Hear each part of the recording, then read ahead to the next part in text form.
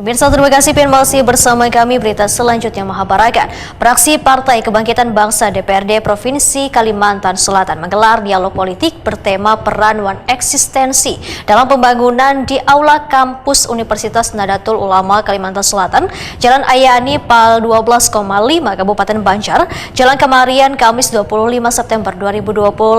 Dialog ini menjadi sarana membuka keran aspirasi warga yang selawas ini dinilai tersumbat.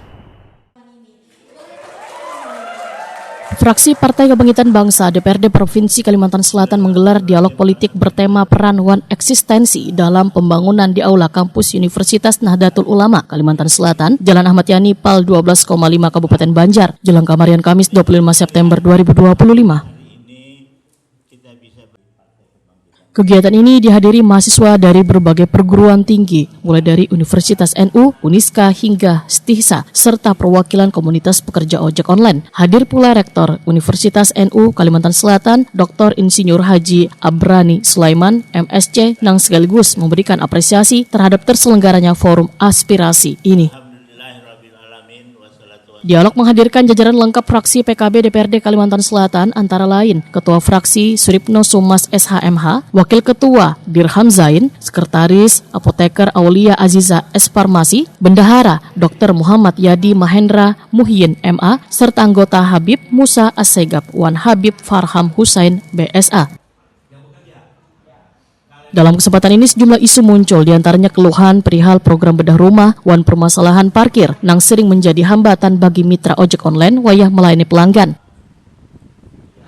Nah, parkir itu di mal-mal, di rumah sakit, itu kami dikenakan biaya, dan kami meminta atau memohon supaya aspirasi kami itu supaya para ojol ini dikasih tempat khusus. Itu ya. Ketua Fraksi PKB DPRD Kalimantan Selatan Suripno Sumas SHMH Wetakoni Prima TV memadahkan dialog ini menjadi sarana membuka keran aspirasi warga yang selalu ini dinilai tersumbat. Banyak warga menganggap anggota dewan hanya mewakili partai kada, mewakili warga secara luas. Suripno Sumas menyatakan warga kada usah ragu mendatangi fraksi PKB, baik secara perorangan maupun berkelompok. Aspirasi yang diterima akan disalurkan sesuai mekanisme agar bisa diakomodasi dalam kebijakan pemerintah daerah. Terparah karena mereka berasumsi wakil-wakil rakyat ini adalah wakil-wakil partai politik. Nah, oleh karena itu kami dengan cara ini mensosialisasikan bahwa fraksi PKB ini adalah wakil rakyat yang dari Partai Kebangkitan Bangsa. Silakan warga masyarakat Banjarmasin, apakah dia berstatus mahasiswa, apakah dia berstatus LSM, apakah dia berstatus pengusaha atau pekerja swasta atau pekerja biasa yang ingin menyampaikan aspirasinya, silahkan datang ke fraksi PKB, baik itu secara kelompok, asosiasi maupun secara perorangan.